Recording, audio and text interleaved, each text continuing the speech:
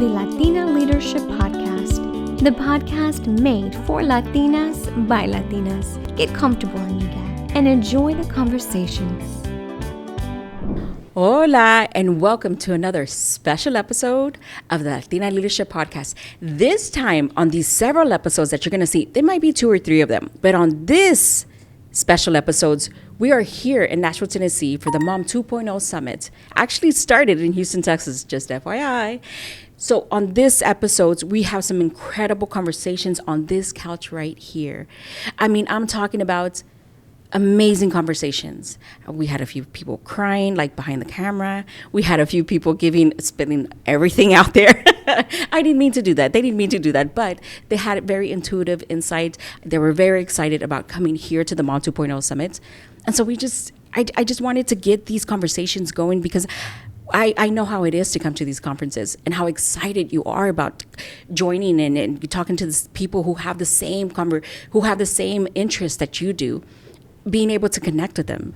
They allowed us to record who they were and what they did. Now, there's several sprinkled conversations, and you know how I am. I go off the cuff, and I was all over the place a little bit. But I think we picked up the essence of what exactly Mom 2.0 Summit is. So, with that being said, enjoy these conversations. So we're back on the couch at Mom 2.0. Here, sitting next to me, is Frances Ivy Marie. Frances, thank you. All right, Frances, introduce yourself to the audience. Who are you and what do you do? Okay, so I am a content creator. Okay. So my social media handle is She's Having a Baby on all platforms. And I talk about Black maternal death. And my goal is by helping Black women be able to survive childbirth as the same rate as our white counterparts, everybody's rates will go up. Because right now it is more dangerous to give birth in the United States in 2024 than it was 20 years ago. So after I did my TED Talk last year on Black maternal health, that's kind of where everything kind of kicked off. I read that. I read that for mothers, Black mothers, that it is difficult. Absolutely. What does the research say? Well, the research say that even if a Black woman has the same access to health care, the same access to services, she's still more likely to die than her counterpart. So she's twice as more likely to die than our Latino counterparts, and 3 times more likely to die than her white counterparts. And that's because of racial bias in the healthcare system, specifically nurses and doctors believing that Black women don't feel pain. Or we have thicker skin. So when someone's like, something feels wrong or something feels off, it's ignored. That's what we're seeing happening right now. That's the conversation around maternal mortality. Yes. And I'm so glad I'm talking to you about this. Yeah, because what I actually think is our numbers for Latin women are low. Because if you are Latin and you check multiple races, like Indigenous and Hispanic, your rates don't count. It's not logged. So if you're like an Afro-Latina or, I mean, what a beautiful culture, but there's a lot of people who are multinational and multi-ethnic that are in the Latin community. And that's really concerning that those rates aren't even gathered when we have these discussions. Like those deaths just aren't counted if multiple races are checked. I know, it's very upsetting. How frustrating? Extremely frustrating, because I think there's actually been, there is actually a lot of the same dangerous stereotypes about Black mothers people believe about Latino mothers. And I think that just like Black Americans, I think, our Latin brothers and sisters here in the United States are very close to their heritage and ancestry, and they're very proud of their mother and their father. So they check both. They stand 2 toes down in both families. And I'm very concerned about how I actually don't think those numbers are accurate. I think their numbers are actually much higher than are reported. So let's get into the conversation of, why did you start talking about this? I started talking about it and learning about it probably 8 years ago, when I saw my niece be born. And that was a very traumatic experience. Nobody was really listening to my sister. Luckily, my sister is alive, and she survived, and so did my niece. But it was a very scary situation based on people just not listening to her. I'm ready, the baby's coming, I'm ready to push. No one listening. And the same exact thing happened to me. I was crowning before anyone would even check that I was ready. They're like, "You're not ready, you're fine. You're just exaggerating. That's just a contraction. You'll be fine." I'm like, "No, I think I'm having the baby now." And a black nurse in the room was just like, "I'm just gonna check her." And she goes, "I see ahead." I don't know how I could not care after seeing that happen to my sister, after experiencing myself. I just really want any woman, Black, Latina, Asian, able-bodied, disabled, your race and the way you look should not be the number one most important factor in whether or not you're going to survive. And it is. I know it's a lot. It's heavy. Is a lot. It's so heavy, right? It is. It's heavy, and it's so dehumanizing. It is. Because I feel like, it's tricky because I don't want to talk over any other communities. No. But I feel like I wish we protected our diverse Latin brothers and sisters, and we really don't, because I don't think people realize that they're minimizing their experiences and their tolls based on that, based on having such diverse backgrounds. And it's kind of takes you back, because it feels very dehumanizing, especially when one of the biggest groups in our country are people from Spanish-speaking countries, and people that are Latin, and they're Americans, and they're here, and they're part of our makeup, and they're part of our history, and they are the history, they are the moment, and they've been here for a very long time. And to think that we're just not including one of our biggest populations in birth and death is very concerning. What is it that we can do? What is it that we can do outside of having a conversation about? We can start taking care of our pregnant sisters and our pregnant coworkers and our pregnant neighbors. How does that look like? That looks like, let's say you've had a baby and you were given 3 weeks of maternity leave. Send an email to the whole office. I was just given 3 weeks of maternity leave. So then when your Latin sister or your Black sister or your Asian sister has a baby, she's like, "Wait a minute, I read that email. Our company gives 3 weeks of paid maternity leave." That's what we do. We have to look at who's being treated the best, and they need to tell us all what they're getting offered. And then we can ask for that. If I walk into the hospital and I have no idea this hospital has a nursery or a laboring pool or walking epidurals, if I have no idea, I just won't know. But if white women are literally telling us what their birth experiences are and what these hospitals are offering them on Google, then us at home, we can look at it and be like, "Wait a minute, I see 15 women here were offered a lactation services for free. Why didn't I get lactation services? You know what, nurse? I know you guys do lactation services. You could make sure they can come to my room." Simple as that. I think that could really help. The frustrating for me part is that the fact that this is so preventable. Yes. 100%. That's the frustrating fact of this. Yes. More conversations definitely will help. Yes. Asking, should we follow up with them? How are they doing? Or how can we, one of the things that I've noticed within my career and everything that I do is people advocating for me. How can we advocate? Well, we can advocate by having these conversations before people get pregnant. Like, if we are letting our college age young women know, birth right now in this country is dangerous. We need to talk about it. You need to understand that you have to advocate for yourself, and sometimes advocating for yourself is not giving birth at that hospital that has that bad reputation. Leaving that OBGYN that isn't listening to you. You're 4 months in and you guys are not clicking, then we might need a transfer of care. That might need to happen. Kind of letting people know. A lot of people don't know you can transfer doctors. No, I didn't know that, because right now I'm thinking to myself, I'm like, I remember it being really difficult for even some mothers who they didn't know they were pregnant the first kind of go around, because they had their period wasn't like irregular, right? And so by the time they were much further into along. there were doctors that don't take you. Right. And so I didn't even know you could do that. You can. And there are some, I've met women who switched care at 38 weeks. They're like, "No, I wasn't getting respected. I don't trust you. I have that gut feeling." Or their mom went with them to their last appointment and was like, "Something's not right." And they were like, I switch. So you can switch. It is your body. I personally like to see what at least 2 or 3 OBGYNs that I would be comfortable with that are in the area I'm living. My husband's in the military, so we move a lot. So let's say we move to Kansas. I'm going to look up OBGYNs in Kansas, at least 3 that deliver babies. So I kind of know who they are if that happens. So if we can just prepare ourselves and actually get to know the healthcare professionals or where we are, get to know the hospital where we are.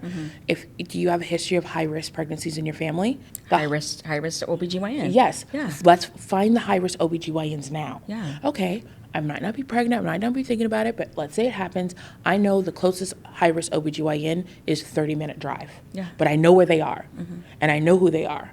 And there's nothing wrong with that. It's just preparing. Yeah. We do that all the time. Yeah. We do that before we buy a house. How many times have you saved houses that years before you were able to buy a house? Yeah. So why I like can't that we- neighborhood. I like yeah? that. Yeah. Why can't we do that with doctors? Why can't we do that with hospitals? Because guess what? We do it for our kids. Yeah. We do it for our parents.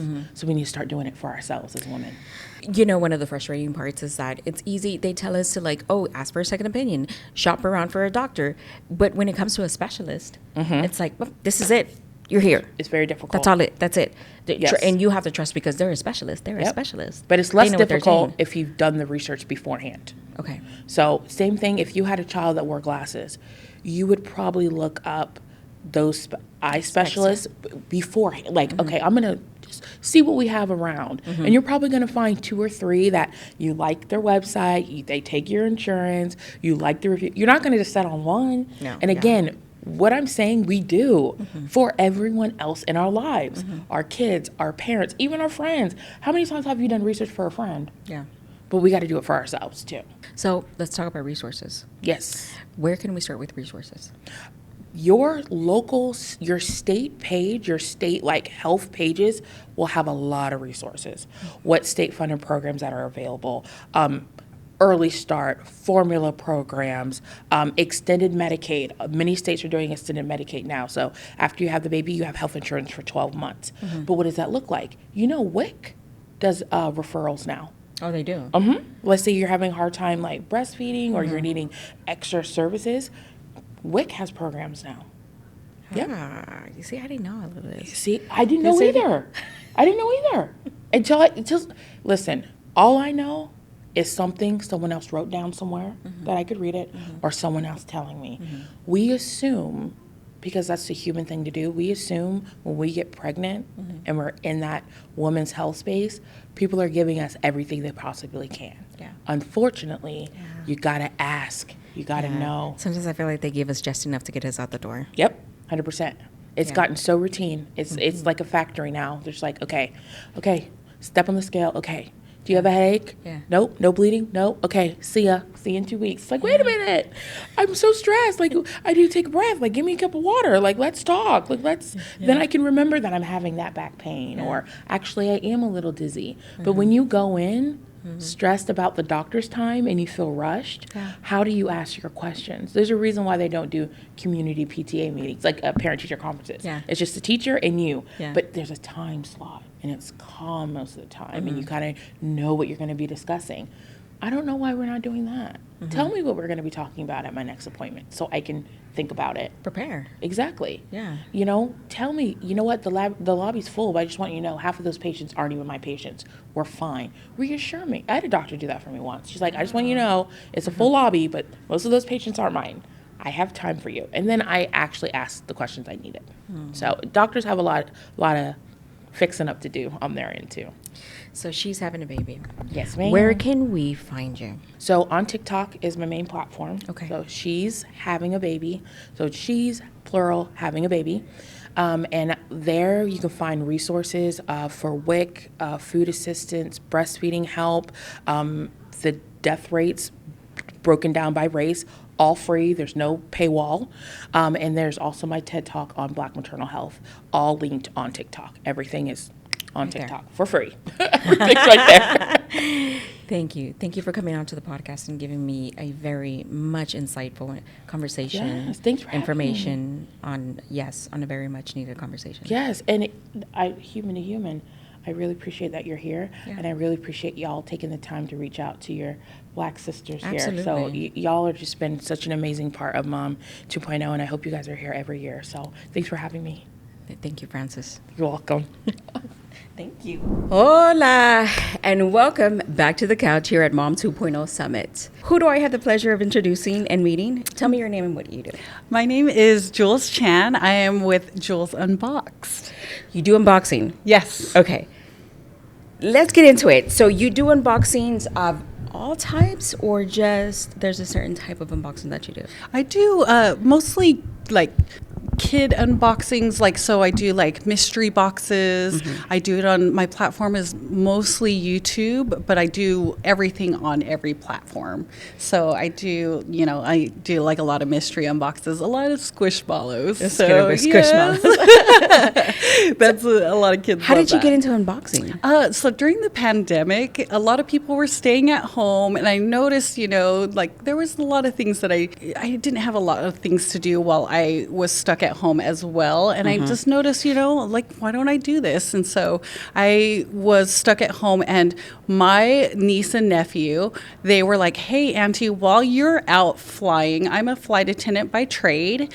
And so they were like, hey, can you get me this while you're out? And so what I was doing, I was like, okay, I'll go and look for these things. And they're like, hey, can you get me these mystery boxes? And they were so excited when they would open these up. And so I'm like, then my sister, of course, was like, why don't you unbox these on camera? And they were so excited when I would open them up. And so I just made it into sort of a little YouTube channel, and it kind of blew up during that time. I Yeah, know. so. Everybody was getting everything delivered around that Yeah, time. sure was. Groceries and all, toilet paper and everything. Yep. So as you were like, how did you find your niche, or how did you find like these things that you knew that people were getting excited about? What was it? It was mostly when I started getting on these like Facebook groups, and these groups were insane. I couldn't believe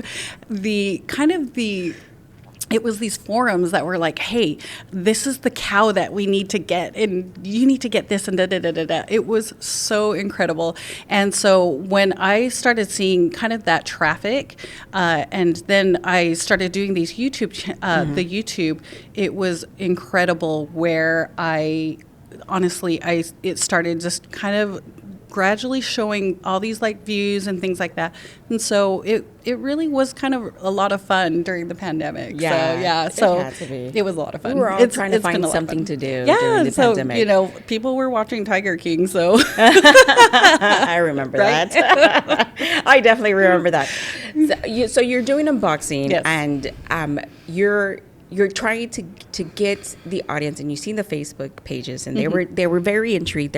Because I very much like unboxing, Yeah, it's and I fun. like honest opinions. I like really to see what it is.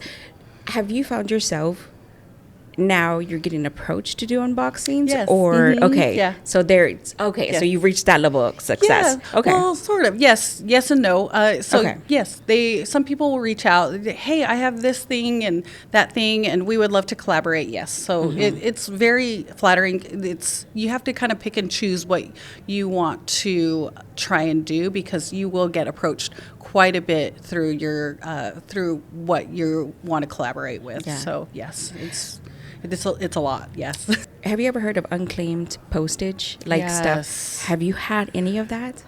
Have you That- tried any of that? I haven't I'm tried scared of those. any of that. It is a lot. Yeah. I have seen those unboxings. I would like to try and get They're into crates, it. aren't they? They're crates. I don't think I have enough room for that. I would love to get into that, but it is a lot. Yeah. But it is, you have to have a big space for that. And I just don't know if I have a big enough space for that. So I'm not exactly sure So if it's- I'm quite ready for that, but I would love to The do one of those. mystery, right? Yes. The mystery.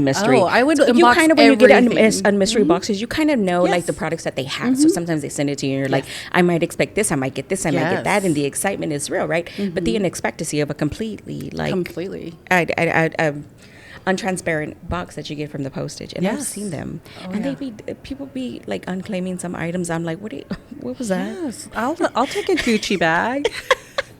No, yeah. But then there's also weird stuff in there too. So Yeah. Okay. So I I say we have audience on here who are very much entrepreneurs or who are very much interested in that spectrum or in that field. How do I even get started? How would you say, like, to get started? Like, maybe on Instagram, on TikTok? Like, what kind of little things can I do to step forward into that? I say start. Just get started. Get yourself a really good microphone. That is the biggest thing. Oh, is it ASMR? Yeah. Oh, well, no, not even ASMR. No, get yourself a good lav mic and get yourself started.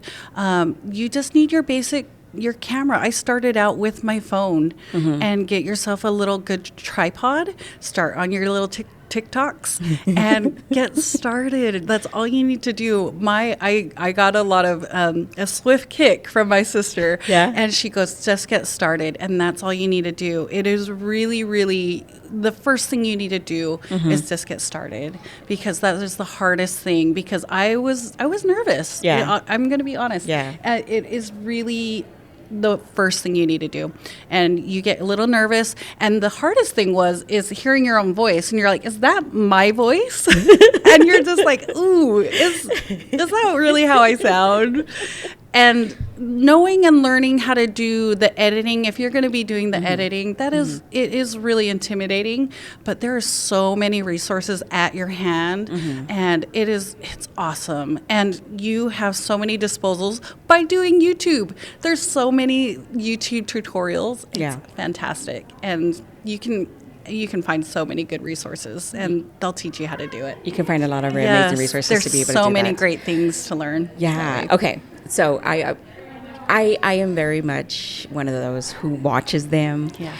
There's a lady on Facebook, and I think she has hamsters. Oh, yes. And I know who you're talking about. Okay. Yes, I totally know who you're talking about. about. And so I am all over that one. Yes. I can just watch it and listen to it. Oh, yeah. The cat that she brought on, not recent. I was like, I'm all over, and I forget her name.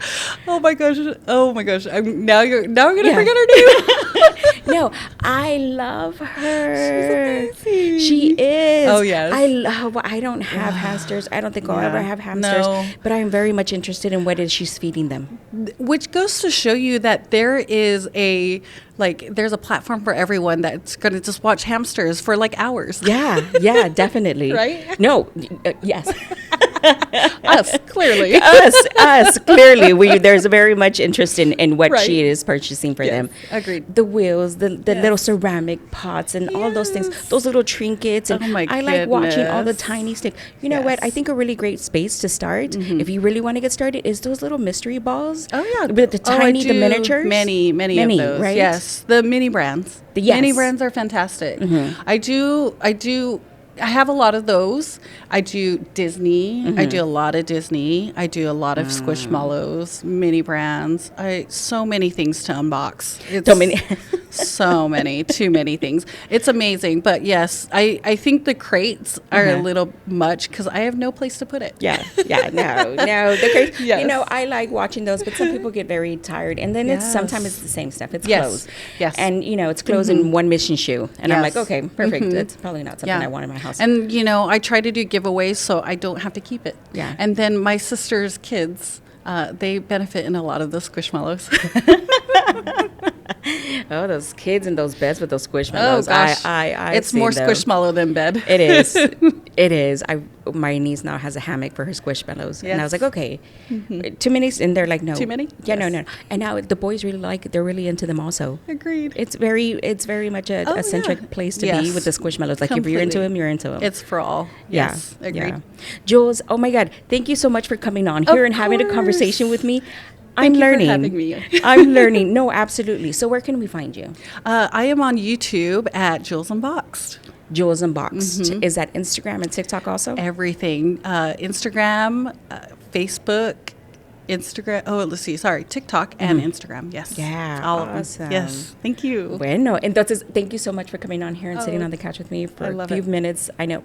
Go back and enjoy the rest of the conference. Wonderful. There's a lot to do. Yes, there is. Thank you so much. Awesome. Hi, and welcome again to day 2 on the couch here at Mom 2.0 Summit. Here to my left, I give everybody opportunity to introduce themselves. What is your name and what do you do? I'm Tanya Ospina, and I'm a trademark lawyer. I work with business owners getting their legal protected, anywhere from doing trademarks and contracts. Trademarks. She's also from New Jersey. If you can't tell, I am from New Jersey. Yes, and yes, she's also from New Jersey. What does a trademark lawyer do? Okay, I see what trademark is, but in true honesty, what does a trademark lawyer do? So a trademark lawyer helps people get their trademark registrations. And really, high level, we help business owners protect their businesses, their business names, their slogans, their logos. And that is my favorite thing to do. So I'm really an intellectual property lawyer, and I do a wide range of, intellectual property protections. But trademarks, they're my thing. It's my favorite thing to help people with. What does it mean though? Like, can I trademark this?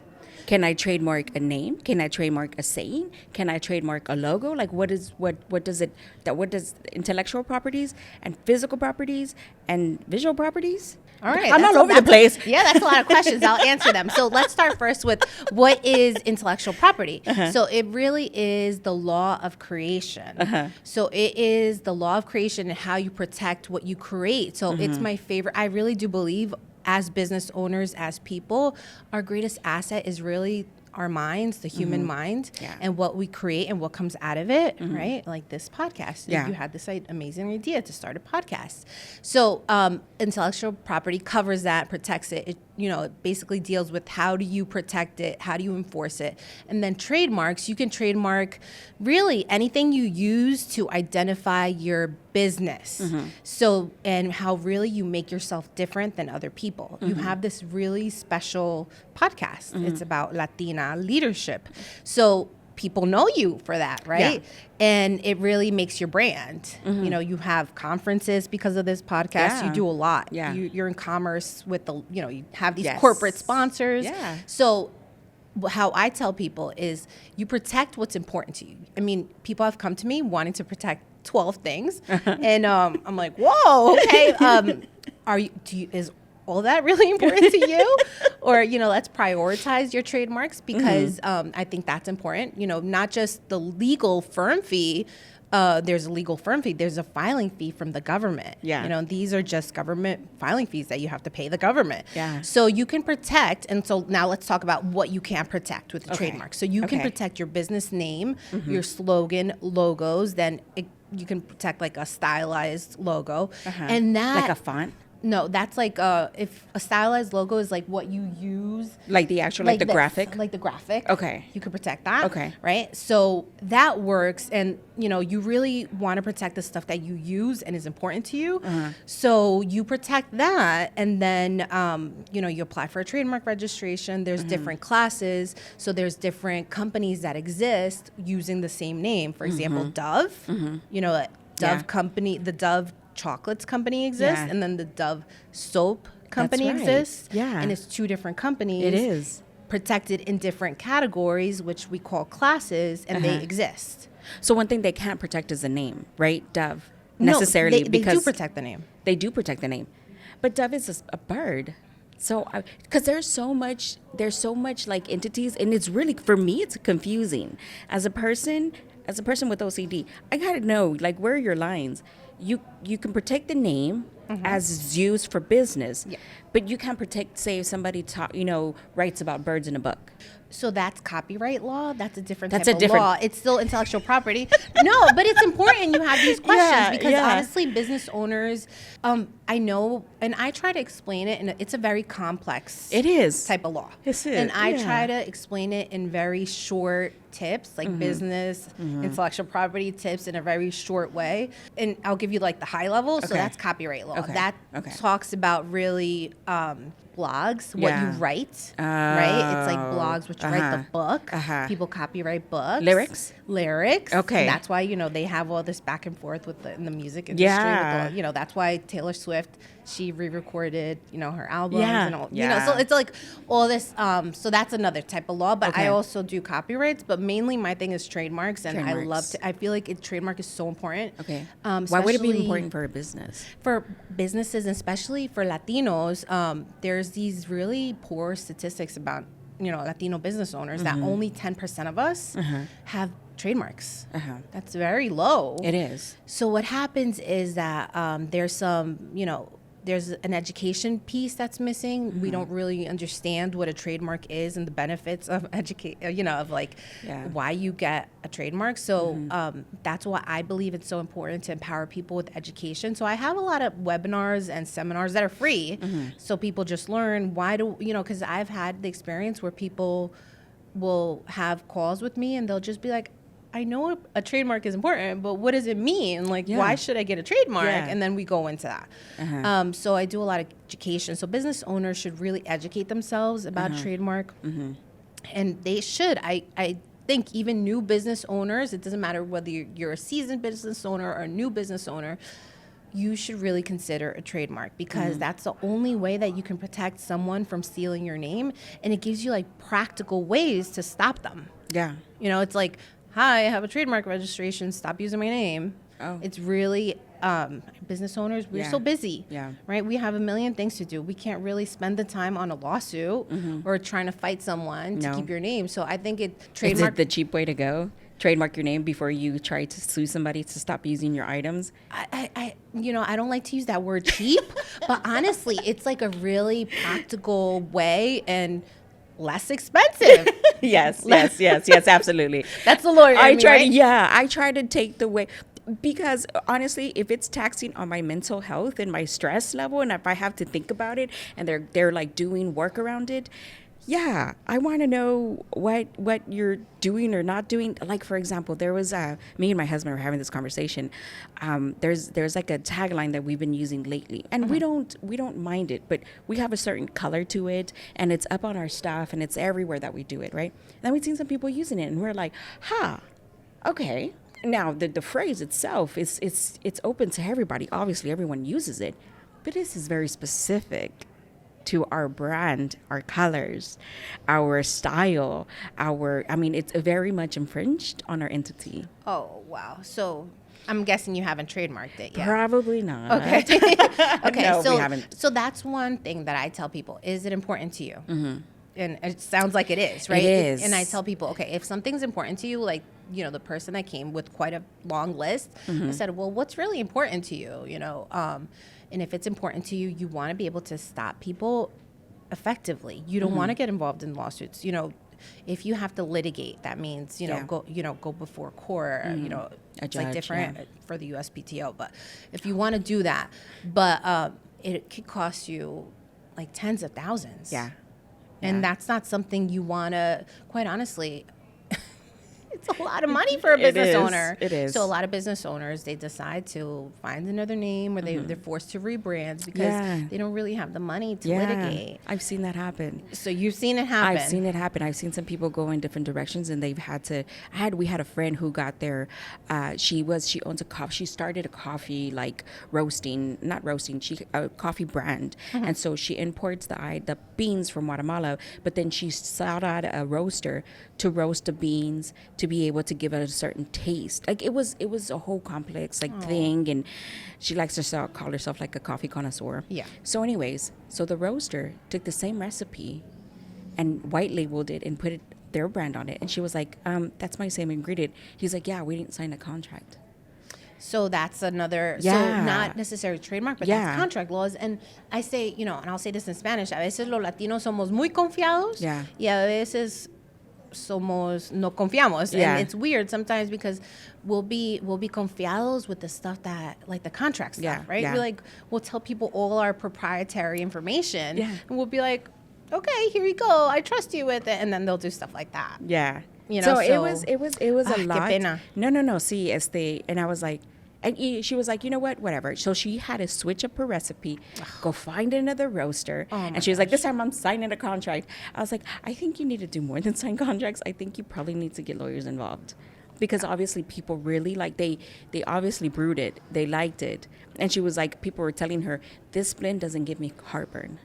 So it was like effective. It was like a thing that they were like. So anyway, long story short, yes, we're learning our lessons. We ourselves had to get lawyers involved at some point during our business when we were like trying to acquire the business just for us. When we had another partner, so for me, I think a lawyer involved in some capacity within your business is necessary. Yes. Would you agree? Yes, Yes. to have someone that you trust, right, that really understands you as a business owner and that you like and you feel that explains to you and explains to you things in simple ways. I think that's so important. Yeah. That's what I try to do with my clients. But I think I'm not for everyone. You know, maybe I'm too Jersey for, for people.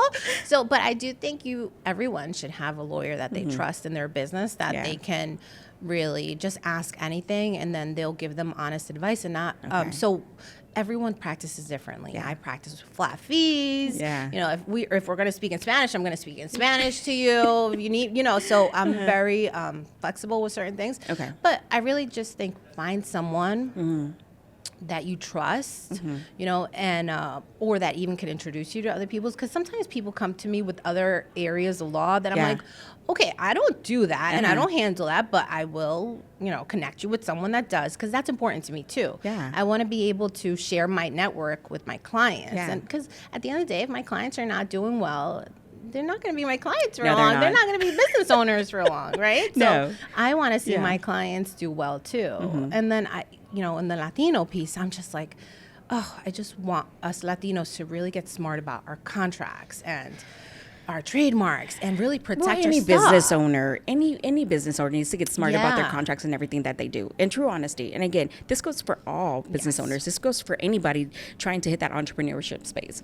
Make a friend of a lawyer and pay them like a fee, like a flat fee every month, where you can send them a question through email. Hey, I got a question about this. Can you just guide me in the right direction? Yes. That for me is essential.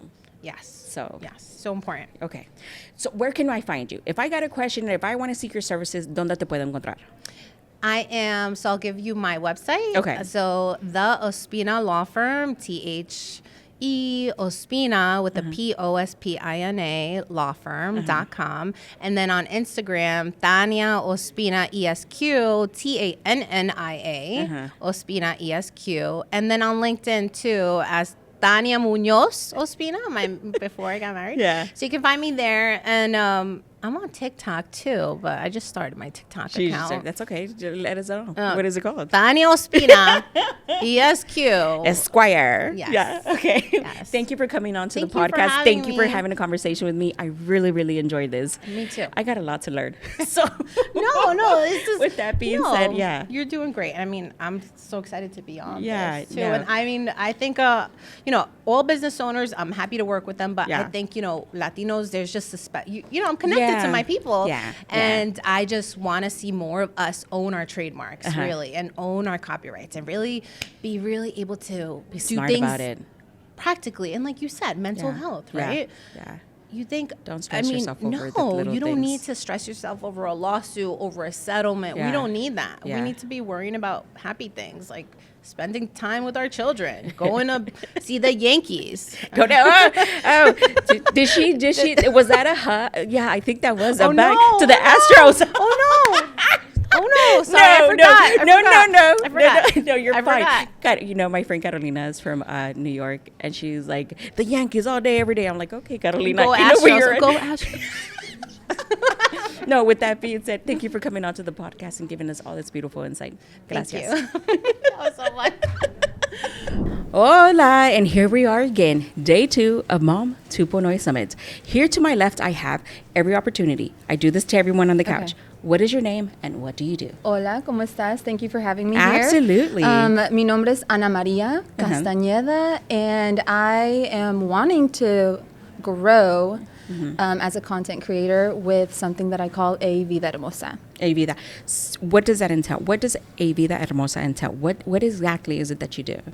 Okay, so for me, I really want to focus on slow living, just slowing down, winding things back, because hustle culture can be very detrimental. After a while, burnout is a real thing. Yeah. I've so- experienced that. Oh, so have I. Oh my goodness. I've experienced burnout Yes. a lot throughout my entire years. I tell people I can work and work and work for like on end. Like I'm good at working for like say 5, 7, 10 days straight, but then I need a 2-month rest period because that's just the way I work. And I know that. And I totally understand that. And I feel like a lot of women can relate to that. But we got to start talking about, hey, we can slow down. It's okay to say no. You don't have to say yes to everything. Although sometimes I get it. Say yes to opportunities. There's a time and place. But when you start feeling that burnout, you cannot thrive in a place that is not healthy. So you have to strip it back and get yourself in a better position so that you can give freely and pour into others. How do you slow down? How do you step back from a busy lifestyle that you already have? So with A Vida Hermosa, Now she's gonna get real. I'm trying to figure it out. So I'm trying to figure that out myself. So I kind of want to talk about what that journey looks like and look the people who come to A Vida Hermosa in the eye and be like, girl, ¿tú también? Yeah. Because let's relate on it, because I can't necessarily give you all the answers because I myself am trying to figure it out. Okay. So with slow living, Okay. kind of segues into well-being, right? It Wellness does. and well-being. Yeah. I'm also a mom to an almost 8-year-old boy. Love and adore him. But as a mom, time flies. Yeah. And if you do not take time to slow down and figure yourself out as you're growing into this new identity as a mother, and also trying to break generational, I don't even want to say curses, I just want to say generational survival codes. Yeah, there's a study out there that says the people who actually immigrated here, they knew how to survive. And so this hustle culture within the Latino community, it's because that's all we know. It's Yes. those who could travel, those who came, knew how, and they were kind of, so the immigration population here in the country is the population that knows how to outwork themselves. Not Right. outwork each other, outwork Yes. themselves. Themselves. So being able to step back and actually take a deep breath, it's not something we're used to. It's not something that we don't know how to do. Okay, and it's uncomfortable to do it. Yeah. Because the second you say no and you're at home and you're like, okay, aquí hacer nada, let's relax, you almost feel guilty. Yeah. Because then you think about the people who came here. I'm a first generation Mexican American. My parents came to the U.S. From Mexico, came to California. That's where I was born. And then after a year, came to Tennessee. So I'm from here. I'm from Nashville, Tennessee. Okay. I grew up an hour from Nashville, un ranchito, very secluded, very, very small. Growing up there in the late 90s and early 2000s, in my school, I was the only Hispanic in that school. Okay. And if you think about rural southern towns, Yeah. we don't need to dive into all of that. All I Yeah. have to say is that. And so I have a certain experience that I've experienced, and not to say that it was completely detrimental and awful, but I understand what assimilation truly is like What it looks when like. you're surviving in it, right? Yeah. And I look back now in my 30s and I'm thinking, wow, why did I do those things just to fit in? You know? And I want to look myself in the mirror and say, oye, mijita, what you did, sometimes now you would think back and be like, why did I do that? It's okay to say, you're fine. You went through it, and I don't know.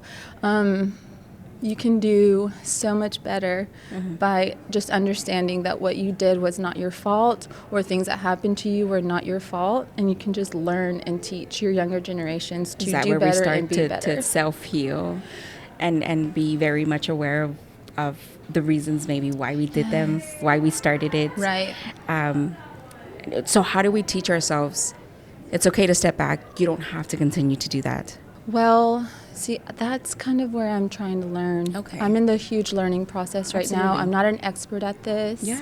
This is a journey that I'm on right now. And I think it's really important to be raw and invite other women to just figure themselves out too. We're all so different. Yeah. You know, we are all so different.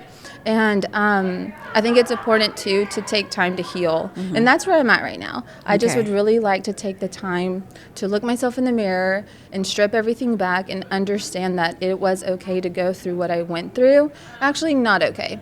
There were some things that you have to forgive yourself about, right?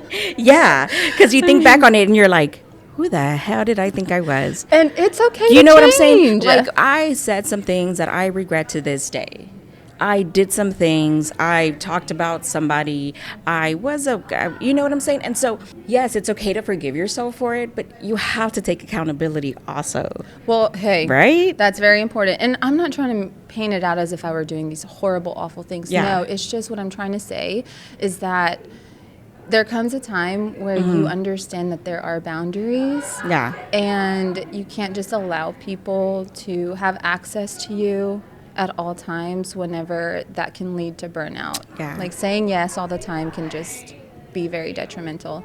And healing is of great importance. So, okay, I'm going to talk about A Vida Hermosa a little bit in my concept. Absolutely. Okay, so a Mom 2.0 is really teaching me that I need to focus on myself.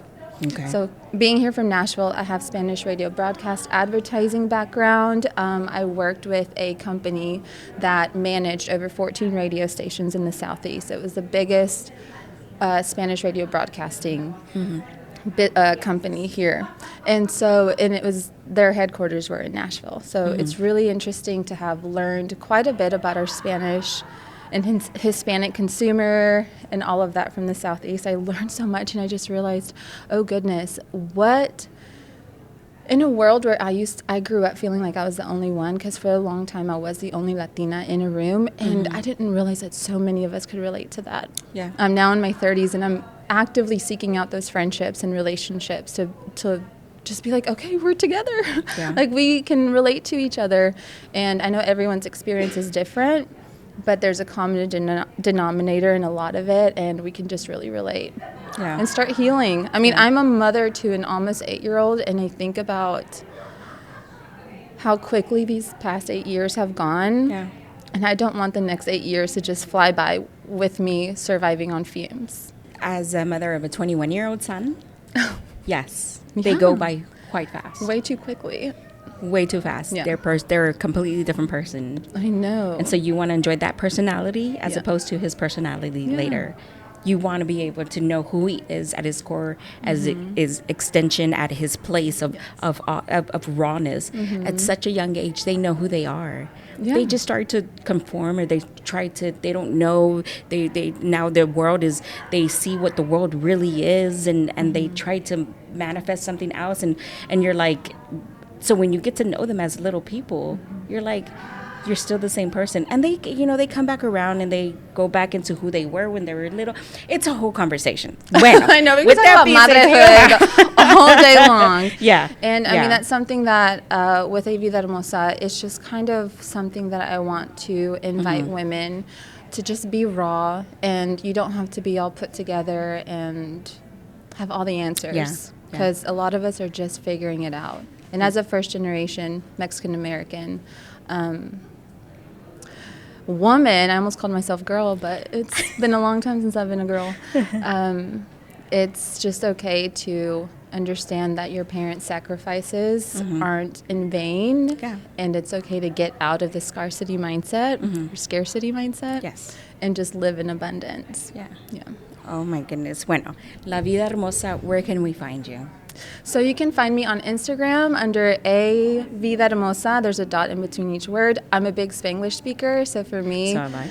I was like, what should I name this? And I was like, Una Beautiful Life. No, that doesn't sound good. A Vida Hermosa? Wait, that's pretty cool. Yeah. So I feel like A Vida Hermosa, you can find me on Instagram, on Facebook, on Pinterest, on YouTube. I've got TikTok. on TikTok. I just started that. I was really against it until my friend Vidi from Nash Latina Bosses. Y'all, please find her. She's amazing. She's doing great things here in Nashville. Actually, we've got a few Nashville people here who we are so blessed to have you guys here, because we all know each other. The girls from Nashville, we all know each other. And we are in awe that we are even in this opportunity right now. We're like, what is God doing? God is doing great things right now, because how did this happen? So anyways, Nash Latina Bosses, Vidi from Nash Latina Bosses, she's on TikTok. She's the one who got me on there. She goes, there's a huge Latin community there. What are you doing not on there? I'm like, I don't know. So I'm trying to figure that out. But with YouTube, I've got like 3 subscribers. I haven't posted anything on there. I'm ground level. So am I.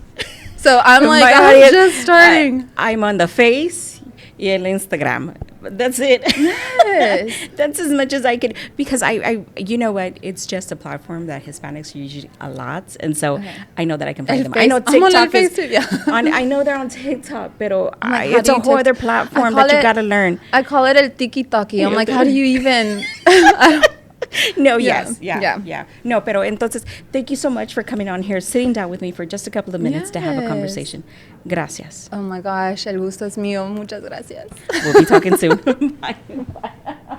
Hola, and welcome back to the couch. Here to my left, I know I'm being repetitive at this point because I got a lot of amazing people they have amazing things to talk about. So I'm going to do as many as I possibly can today.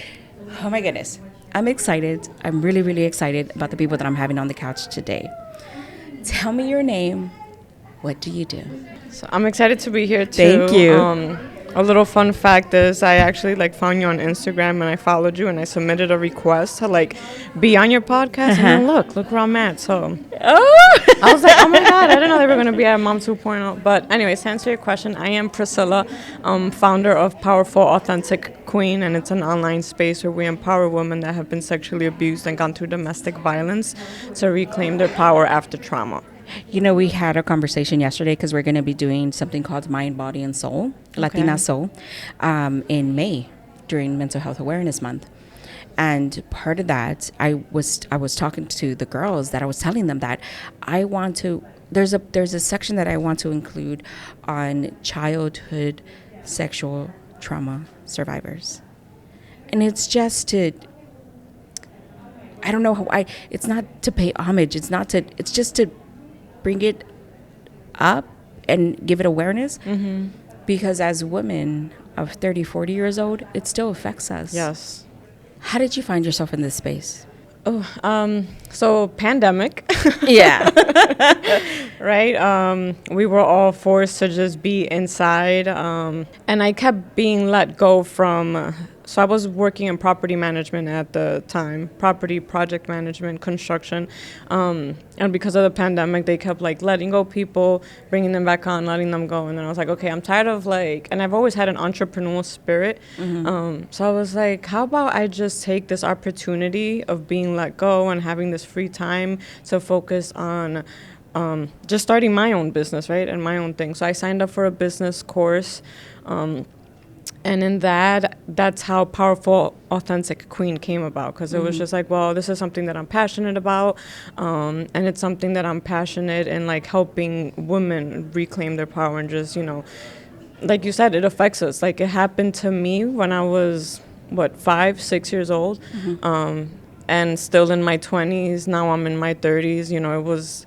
I was in my early 30s. I had just turned 30, and I was like, okay, what is it about me that I need to work on in order to be able to just not keep attracting and being in those broken relationships and those toxic environments.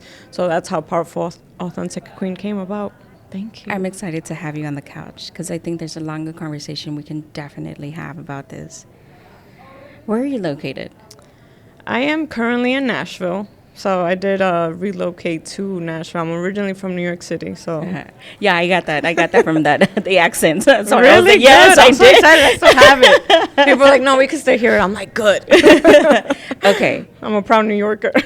So I think I'm going to drag you down to Houston when we have that conference. Oh, Because yes. I think that's definitely part of the conversation. So with that being said, where can we find you? You can find me on all platforms, Powerful Authentic Queen. I have a website, powerfulauthenticqueen.com. But you can find me on TikTok, Facebook, YouTube, Instagram, all Powerful Authentic Queen. Okay. I want to have a longer conversation with you. Usually the interviews last anywhere between 40 minutes to an hour.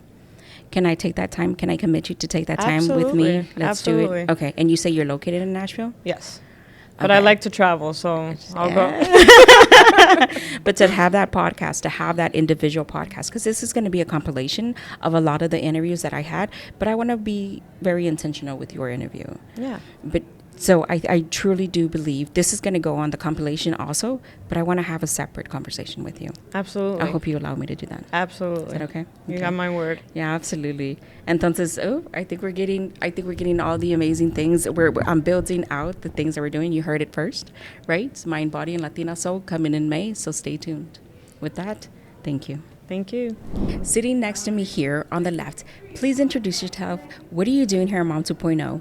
Yes, I am Tierra Wages. I am a Nashville local. Okay. And I am here to meet other moms and businesses that are balancing both. Yeah. and wanting to build connections and partnerships and grow as an entrepreneur. Girls Entrepreneurship. Yes. So what exactly is it that you do within your space? Yeah. So I am the CEO of a company called the Connection Codes. Okay. And we teach people how to regulate their emotions using a 4-minute tool so they can connect with themselves, process what's happening in their body, and connect in relationships with other people. Okay. Is this an app, a book? It is a book. We have digital courses and our own podcast called The Connection Codes. The Connection Codes. Yes.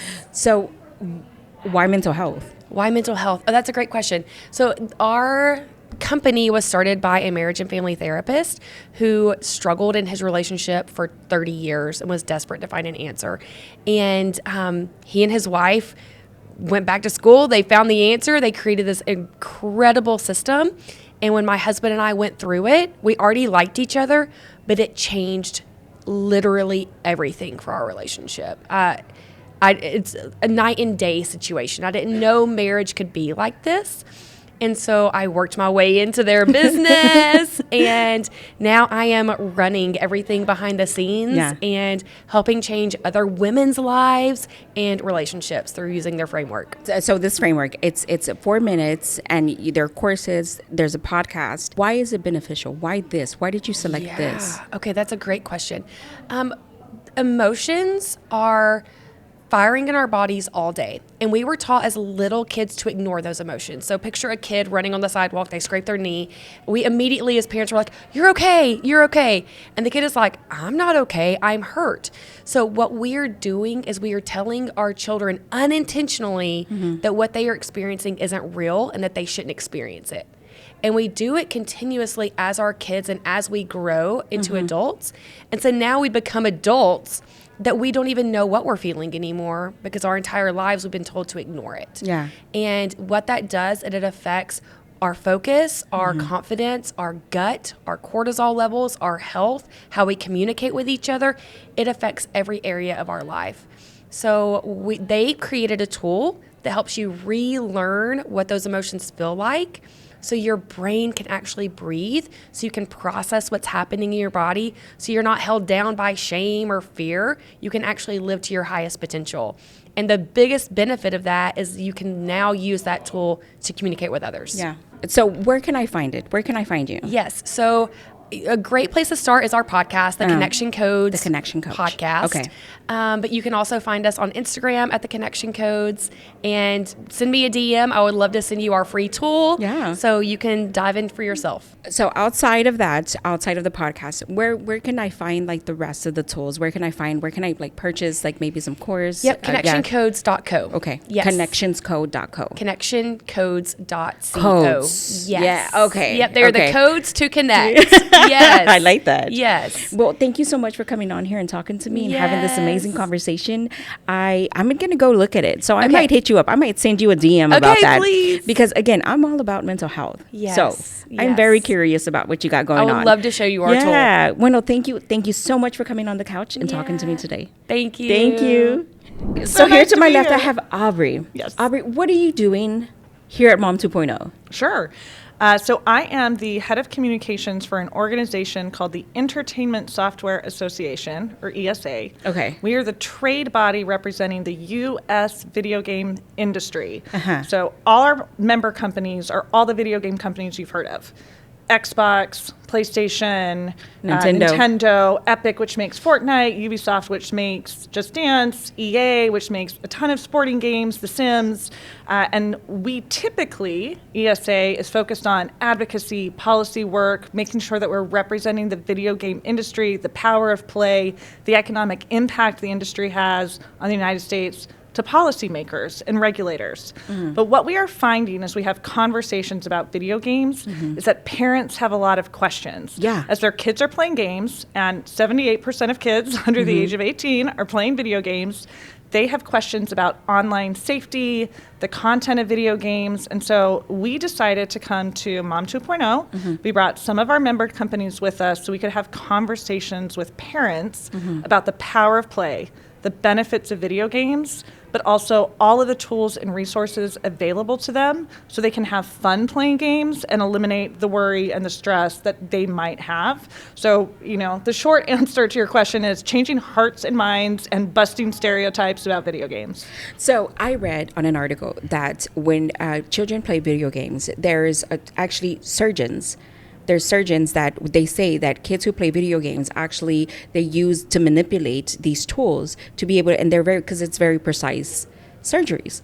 And so they actually teach them on consoles how to do certain things. So when you say you're like changing the narrative of what it is to be like use consoles and use video games to be able to, it's outside of just education, right? Learning your ABCs, 1, 2, 3s, but it has real world impact. Oh, absolutely. Yeah. Yes. I mean, video game technology. So first about surgery, but video game technology is being used to change so many industries, whether it's entertainment, like creating movies. People are using Unreal Engine and video game technologies for those sorts of things. Certainly for training, medical schools are using them. Military is using them to teach pilots and simulators, right? So it is safer to do simulations on the ground using video game technology than going out and actually doing these flights before someone is ready. So video games behind the scenes have completely changed a whole bunch of different industries. When we think of games, we think about the fun and the games and the consoles or the PCs in our homes. But in addition to the technology being used to change other industries, there is a growing body of academic and scientific research that shows that there are benefits to playing video games and that not all screen time is created equal. When you are playing a video game, you are actively using your mind. You are having to make decisions. You are developing cognitive skills. There's this great research that came out of the Oxford Internet Institute that says kids who play video games learn how to learn. They are having to learn resiliency. You lose, you have to start over. They are learning patience. So there are so many benefits to playing video games. 96% of Americans say they see the benefit of video games. So we are here to remind people that there is power in play, and play is a good thing. Yeah. So when we talk about narratives, some of the part of the narratives is it's so addicting. It's so, this devices, anything that glows in the night. It's so addicting. Like, so when you try to change that conversation, where do you like lead them to? Where do you first start talking to parents about? Yeah. So some of the biggest stereotypes that we're here to disrupt are, one, who plays video games, right? I think we have this image in our head, we as in society, have this image in our head that there's a teenage boy in a basement somewhere with his headset on playing video games. The truth is the average age of video game players is 31. There are just as many adults over the age of 45 who play video games as kids under 18. And the same number of women and girls play video games as boys. So who is playing video games is very, very different than we think. So we've been having that conversation. 2, the content of video games. People have in their mind these are active first-person shooters, violent video games. And that's true, there are some. Right? The same way there are R-rated movies, there are violent video games. There are R-rated movies, violent movies, movies with explicit sexual content. Just like all forms of entertainment, there is more mature video games as well. But the good news for parents is that the ESRB rating system, the same way movies are rated and TV shows are rated, the ESRB rating system tells us when a game is rated E for everyone, T for teen, M for mature. And so if you don't want your kids to watch Quentin Tarantino or violent movies, right, you probably don't want them playing M mature games. So the rating system exists.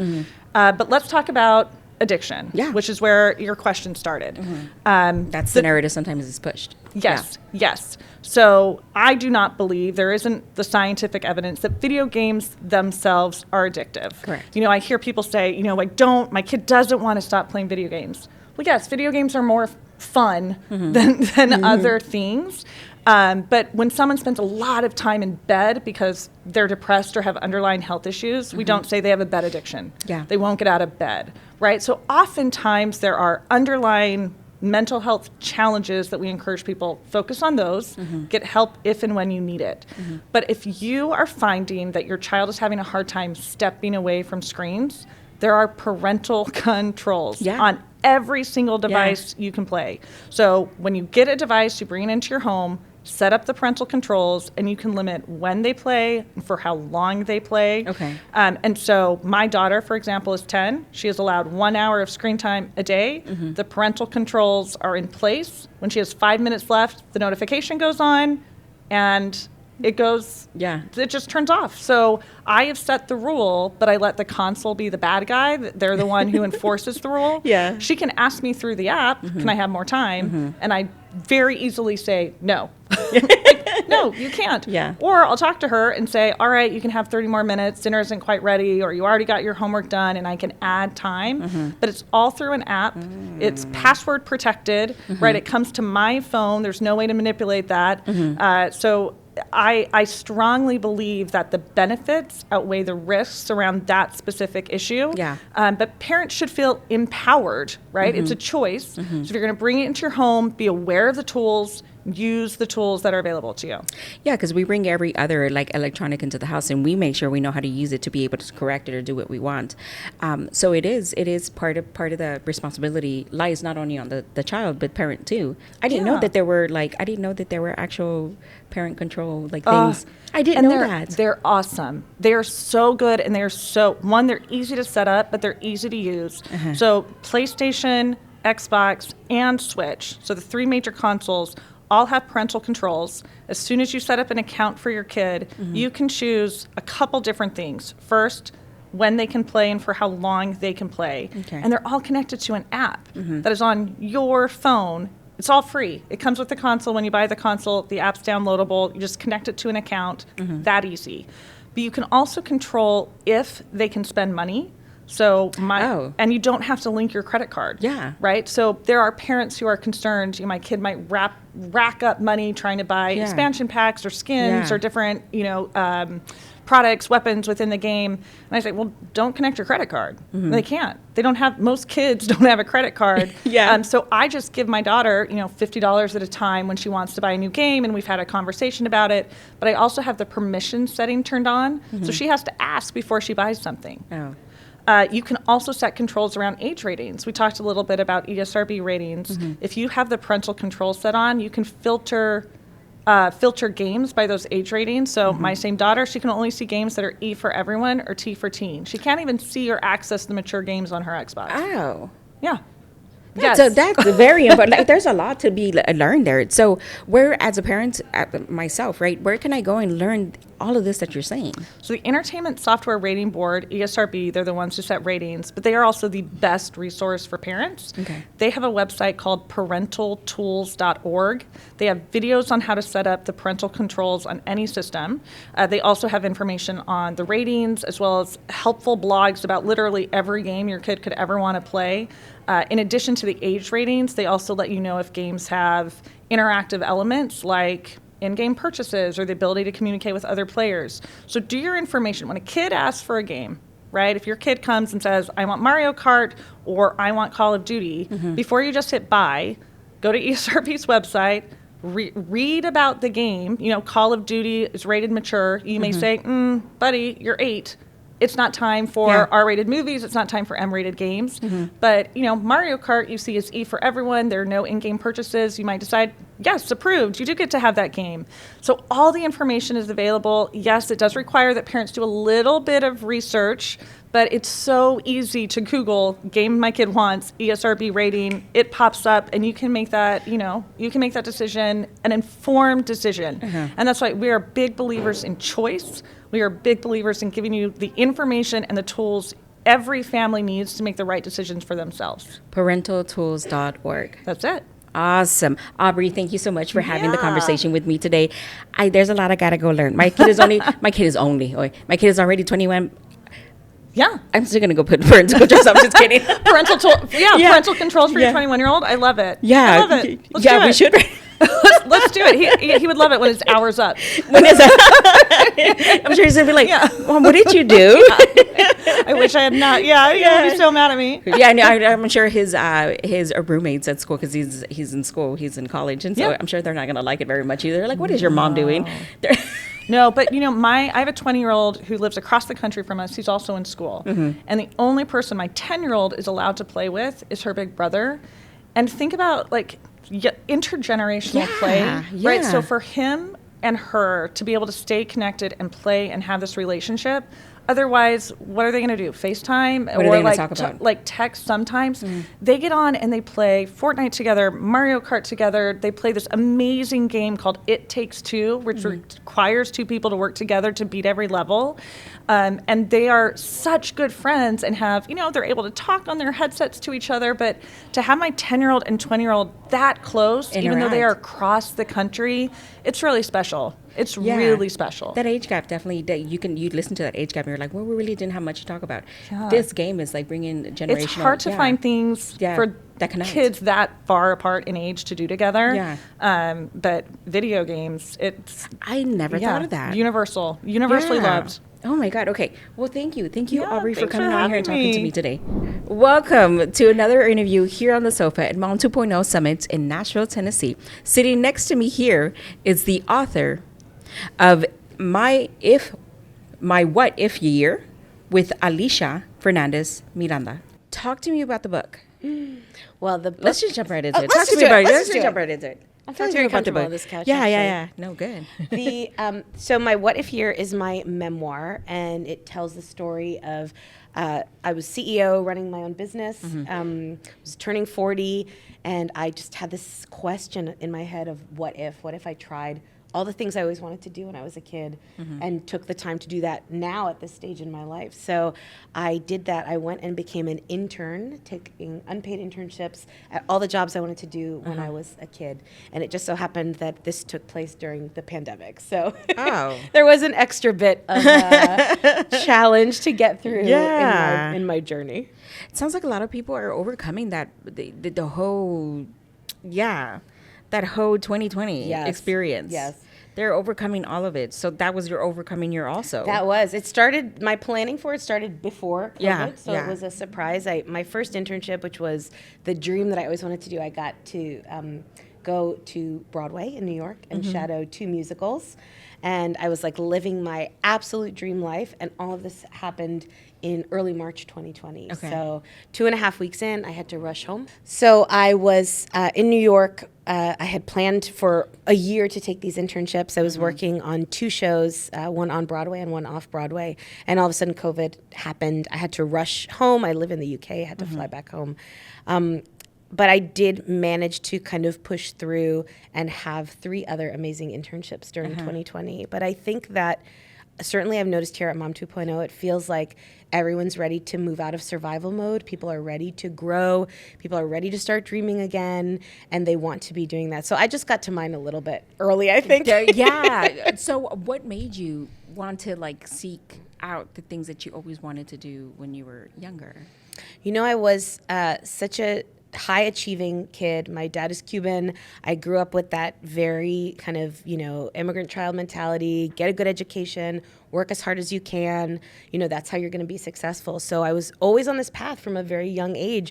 I went to Harvard for my undergrad. I got jobs right after college. I was like all of these traditional markers of success. And I started my own business. I mean, it was all, I had done all the things that I set out to do.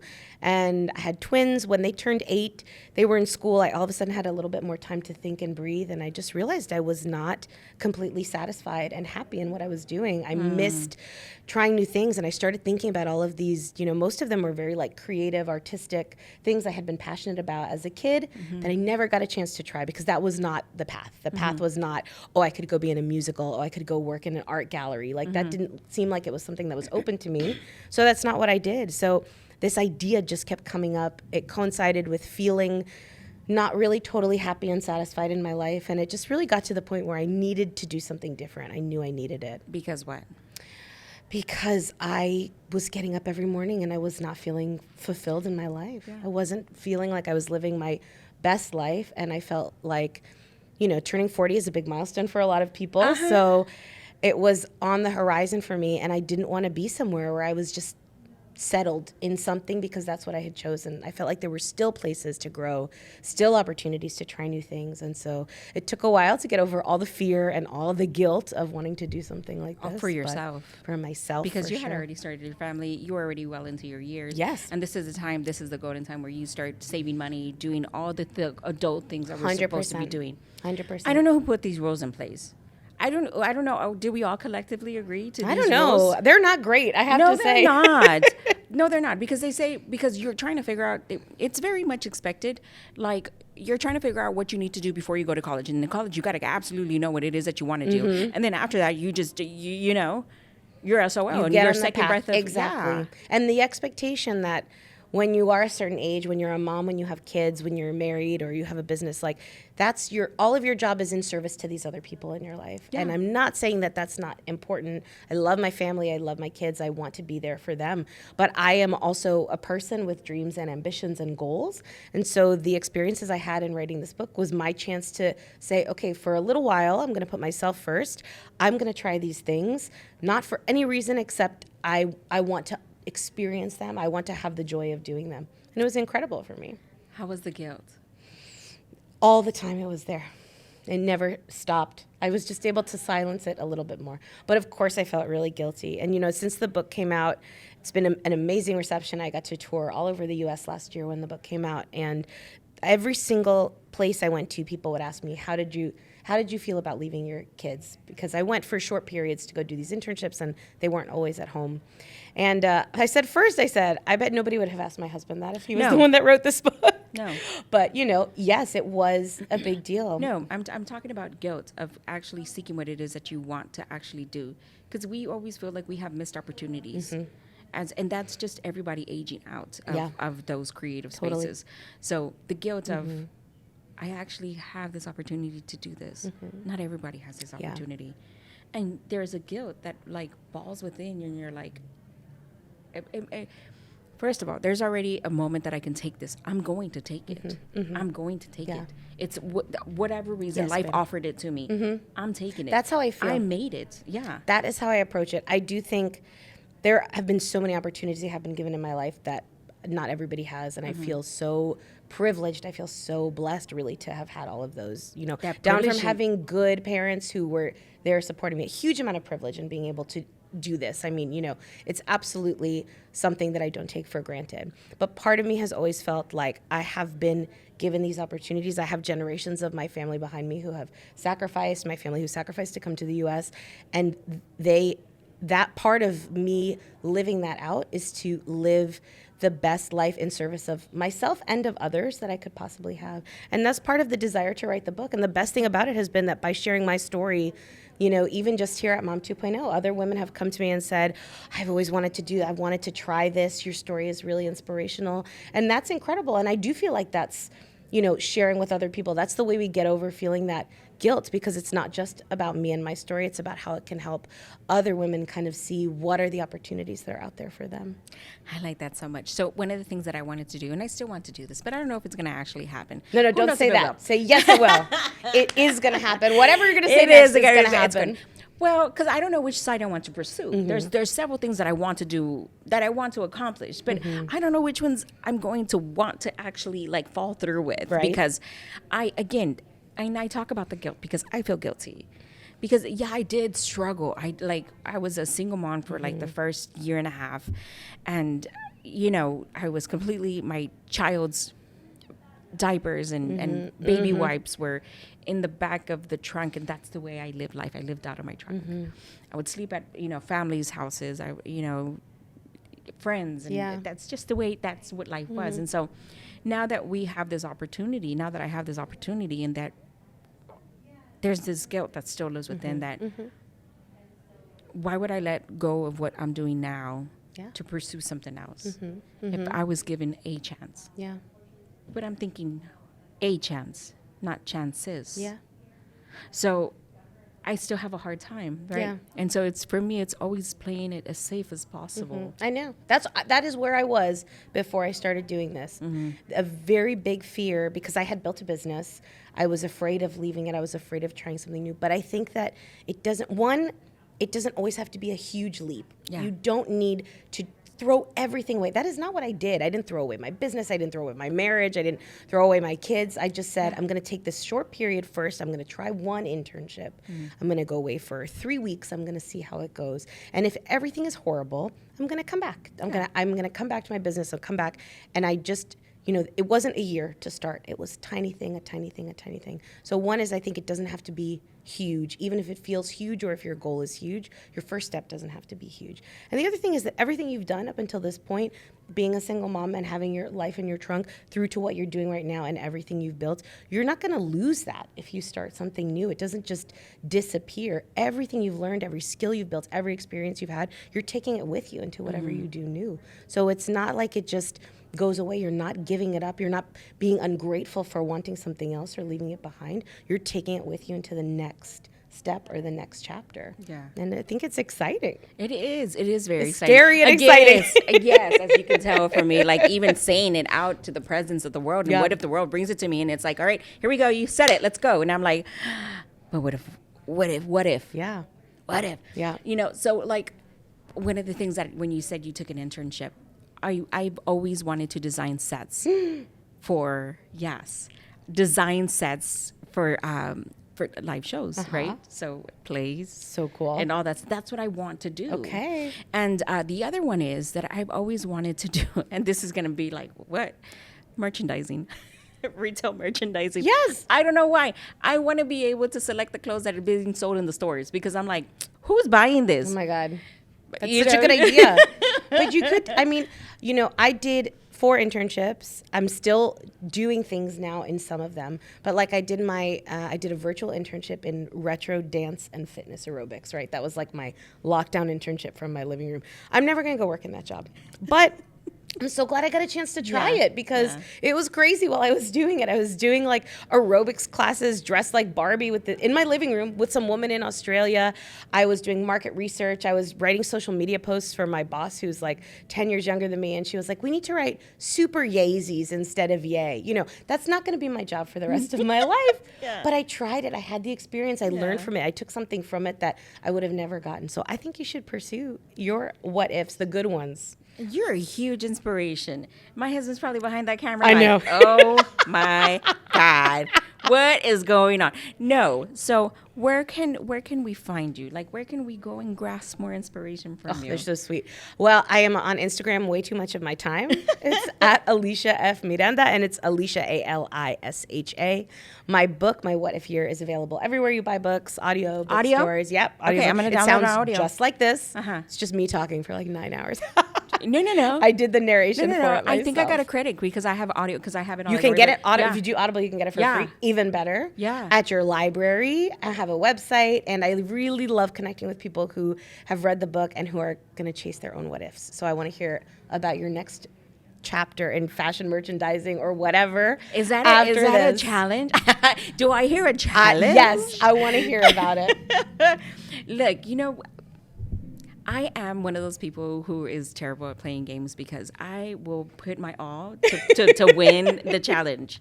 So if I hear the challenge. All right, the challenges, I have one what if experience. Could be small, but just pick one. Taken. All right. Taken. I want to hear Taken, about absolutely. Entonces, you can go and find the book, as she mentioned, on Audible. You can go buy it on Amazon. You can go buy it on Walmart.com, actually. You can buy it everywhere. My What If Year with Alicia Fernandez Miranda. Thank you for joining me. Encantada. Thank you for Gracias. having Thank me. Here sitting next to me, to my left. What is your name? What do you do? Thank you for having me. I was about to say, how's she going to do this? She going to give me the alley-oop or what? But yes, my name's Melissa Martin, and I am the founder and brand revenue strategist of Blackwood Impact Group. What is it? Thank you. Because I was like, what? Can I cipher? Do I know? No, I don't think I do. No, you don't know. You don't know off of that name. So what we do, many of my clients come to me when they are struggling with inconsistent leads. They're dealing with just burnout from marketing. They're doing so many different things, but they're not seeing a return on their investment. Also, they tend to have a problem articulating what they offer. So Blackwood Impact Group focuses on proven strategies in the brand story realm as well as lead generation. So that's what we do. That's the entrepreneurship space. You have a lot. So we had an entrepreneurship conference a couple of months ago, right? That's part of the conversation. You know, a lot of business owners don't know what their product actually is. They're very passionate about it and they know how to use it, but they don't know how to explain it. Yes. So that's a big problem. that's part of what you help in doing? Yes. Okay, it's to actually get down to the nitty gritty of what is your product and what does it do?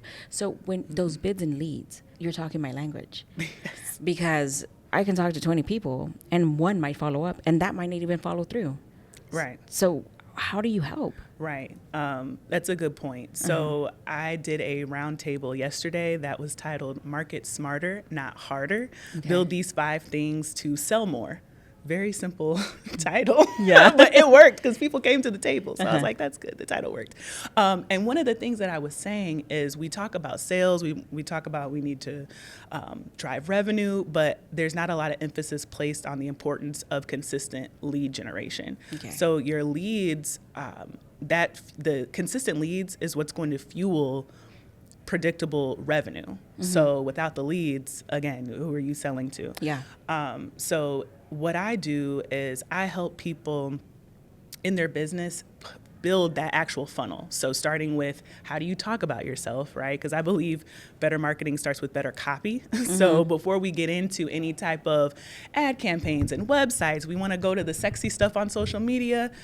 Let's take a step back, a few steps back, and get your message right. So we start with that. Then let's talk about translating that message online to your website. Okay. Then let's get a lead generator, a lead magnet. And if you're not familiar with that term, it's essentially a free, valuable piece of content, an asset that is given in exchange for an email address, right? So download this checklist, take this quiz, this assessment. This free book, this free checklist. Yes. Right. This ebook. Free, or this free information graphic. Absolutely. Anything. Now, it has to be worth an email address, right? Yeah. I think subconsciously, I like to say an email address is worth about $5, $10. So it's like, will I give you my email address? Will I give you this $5, $10 for this piece of something? So we got to make it juicy. We got to make it irresistible. But once you get that in place and you have your website, then we can go into nurturing them, because I feel in today's age, we're used to, if we give you the email address or the phone number, we're expecting to hear from you. It's okay. Yeah. So let's be ready to follow up with them. Beyond the just thank you for downloading this, enjoy it, but let's put you into a nurture campaign where we give more value. We overcome objections in those emails. And then after about 3 or 4 of those, we've respectfully earned the right to say, now buy, right? Yeah. And we got to be clear and direct in asking for the sale in those last couple of emails. But that's a fundamental customer journey that can nurture people, provide value, showcase your authority, your credibility, and then ask for the sale in about 12 emails or so. You definitely want to sound like what you're saying. You definitely want to you want to know what it is whatever product or service that you have, that you need to be able to know what it is. And also know and understand that with your competitors, so sometimes we try to put out the same product and we're like, well, they're doing well, but I'm not. Well, sometimes I feel are you emulating exactly what they're doing, or you're not trying to? How can we differentiate, right, if it's the same product or the same service? I think it's funny. It's 2 things come to mind with what you're saying. One is you can have a competitor doing better than you, and you're like, I know my stuff is better. I know what I have to offer is better. But what they could be doing better than you is communicating with their audience better. So it sounds simple, but truly speaking to the customer's problem. I think a lot of times we don't get into the empathetic part of just simply saying I know what it feels like, or I've been there before, or you're struggling with this. Go a layer deeper from the problem. There's external problems, there's internal problems, and then there's philosophical problems.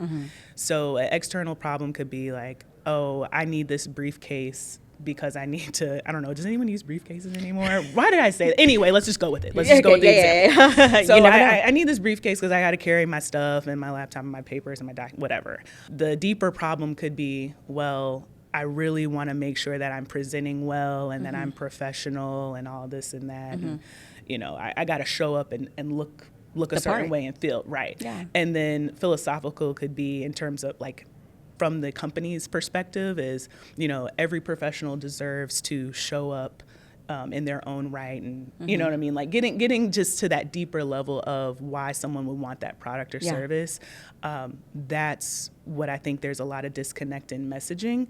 And then also taking it a step further to say, yeah, we know the problem, but now let's talk about the solution, and which is the product, right?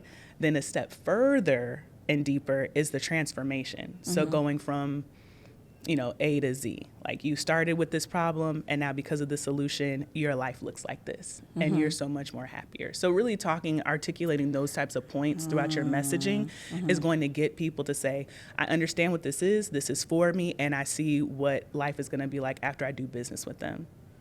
Now I'm ready to buy. Yeah. How are you going to solve? How are you going to fix the problem, the trouble? How are you really going to help impact their life in a way that they're like, finally, I can actually do this. I don't have to think about it so hard. I'm already thinking about it. And I'm like, so, okay, you know what? Because I think I might just use your services. Well, great. Where can we find you? You can find me at blackwoodimpactgroup.com. You can follow me on my personal Instagram, because that's the one where you're going to see the most content that's just natural from me, at melsplace_. So MELSPLACE_ on Instagram. Oh my God. Again, when I had this entrepreneurship conference, I needed somebody like you there, because it's hard for somebody to understand and to get when we talk about e-commerce or understanding your product and services, how to sell and how to like develop whatever it is that you want, how to understand it. Because some people have great ideas. The execution is never there. Right. And you're like, damn, that was a really good idea. Right. Yeah. And if anyone, I'm sorry. No. If anyone is listening that attended the Mom 2.0 Summit, I am offering a free challenge next week. So you get to meet with me 30 minutes, Wednesday, Thursday, and Friday, and we're going to go through each of those days, the pieces of that lead generation funnel. So we'll cover how you're going to actually answer the question, what do you do? How that translates online, how to build your lead generator, fix up your website. It's not going to be super technical. We're going to be talking about words here, right? Like, we got to start with the messaging and the words before we get into the visuals and the technical and all that. And then I'm going to be sharing on the last day how you can build out those emails, what they should be talking about, and what that content should consist of. So that's a 3-day challenge, and just reach out to me at Mel's Place, and I will send you the link to register for that. Awesome. Thank you so much for taking the time to talk to me today. Thank you for having me. Thank you. Hola, and welcome to my last interview here at Mom 2.0 Summit. Here on the couch, I have the pleasure of meeting, what is your name and what do you do? Hi, I'm Karina. Okay. And I am with Super Moms. We're a nonprofit. Started off as a mommy and me play dates, and now we are a resource to the community, and we offer discounts and still do outings, just some fun stuff. Super Moms. Super Moms. Super Moms. We're all Super Moms. What does Super Moms provide? Super Moms provide a community, right? You know, when you become a parent, you're kind of lost. You don't know what you're doing. There's no handbook. There's no right or wrong. But having your village or having a person that can help you, it's much needed, especially in Florida. And it's like party central, you know? So we're a community. Okay. So it's a community nonprofit organization. Nonprofit organization. We are sponsored by one of our local hospitals, and we do partnerships with them. And we offer discounts to theater shows, or one of our most recent things that we have going on is Rapids Water Park, where you buy a ticket, it's less than what it would cost if you went online, and you got a return ticket. So when you have these big families, you're looking like, what can I do with my kids? I want to do these fun things. I can't afford it. And we offer those discounts. So who exactly is that individual seeking out your resources? Is it moms with less funds? Is it single moms? Or is it families? Everything. Okay. Literally just a mom. Even dads. We have super dads out there that come with their kids and take them to events. So any parents. Yeah. Any parents. So this is in Florida, right? Correct. Is it all over the state of Florida, or is it like in certain places in Florida? So we started in South Florida. Uh-huh. So we were originally Supermoms of Broward, and now we're Supermoms Nonprofit on Instagram, and we are trying to expand through all of Florida, building those relationships with different brands, and hopefully just expanding. I actually moved out of Broward County, and now I'm more in Hillsborough County. So we're getting out there. You're getting out there. Yeah. So how can I find you? Where can I do? And do y'all put out newsletters? Where is there specific like ventures? Do y'all focus on certain themes during certain like the summer months, right? We know the summer months are coming, and you're like, I'm gonna have these kids for an kids are additional 8 coming, hours. yes. Yeah. So is there like, are there themes, or should I look out for things? You can find us on Instagram, Supermoms Nonprofit. Uh-huh. And then from there, you'll have our links to our website, our private Facebook. You'll see all the things that we're doing. We have all the holidays and things like that, arts and crafts. It's all there. So It's all there. Supermoms Nonprofit on Instagram, and you'll find everything else there. How many activities would you say that Supermoms actually provides to the community, say a week? So can I find you, if it was like a Tuesday and I was like, we have nothing to do on Tuesday, this is what they do on Tuesdays on this day. So right now, it's not like a weekly thing. Okay. We have Disney on Ice coming up, so we have discounts for that. And like I said, we have Rapids coming up in the summer. Like as soon as school lets out, we're doing that. The pandemic kind of went whoop, slow down. Yeah. So now we're picking up, and we are going to start doing more. So look out for us. Make sure you're following us. Yeah. The newsletters are coming. You'll see everything on there. Oh my God. Well, I'm excited. Is there anything that I did not ask that you would love to add? Follow us. Follow you. That's it. It'll all be there. So if you're a mom in Florida, visit Supermoms Nonprofits to see what it is that they're up to, what they're doing.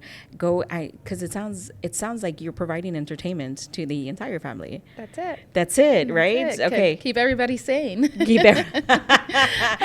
Let somebody else deal with these kids as I go and take a break and they run around water park. Not really. You might want to supervise your kids. We are not liable for any disasters. No, partake in it, but yes, get these kids out. Let them little wigglies get out of their bodies. Have socializations with other kids. That's also important. Get them out there and meeting different kids from different walks of lives, and Yeah, fun. I like that. Yeah. All right. Well, thank you for coming on here and talking to me Thank today. you. Thank you so much. You have an Thanks. amazing day. You too. In true honesty, it was absolutely inspiring me to hear and listen to these women talk about their wives. I think I had an author who was asking me, I got a challenge out of it. I think I got a couple of interviews, we were talking about childhood trauma, violence, domestic. It was, when I tell you, my heart and my cup is runneth over, truly, sincerely, I mean that. So I want to thank all the guests who sat with me on this couch during Mom 2.0 Summit. In addition to that, if you like these conversations, what I want you to do is I want you to join Kanika at the Mom Sense podcast. That's Totally Mom Sense. There we go. That's Totally Mom Sense podcast, the official podcast of Mom 2.0. Kanika, thank you for allowing me to join your space. Also, in addition to the Latina Leadership Podcast. Bueno, entonces, with that being said, thank you to the Mom 2.0 Summits organizers for allowing us to come on and, do it here. I think this, for me, again, my cup runneth over. I'm extremely grateful for this opportunity. With that being said, we'll see you on the next episode. What did you think of the conversation? If you enjoyed what you heard, let us know in the comments. And please don't forget to like, subscribe, and share with your friends. Thank you for listening to the Latina Leadership Podcast, and we will see you next time.